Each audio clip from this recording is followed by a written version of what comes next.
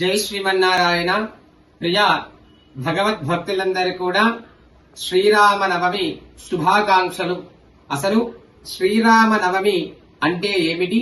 మరి రాముడు కళ్యాణం జరిగిన రోజా, రాముడు జన్మించిన రోజా? ఆ విషయాన్నంతా కూడా మనము తెలుసుకుందాం. మరి మనం పురాణాల్లో కనుక తీసుకుంటే అయోధ్యలో ఇక్ష్వాకుల వంశానికి చెందిన మహానుభావుడు దశరథ మహారాజు గారు ఉండేవారు. అతనికి ముగ్గురు భార్యలు, కౌసల్యాదేవి, సుమిత్రాదేవి, కైకేయీదేవి. మరి దశరథ మహారాజు గారికి 60 సంవత్సరాల తర్వాత సంతానంపై కోరిక కలిగినది.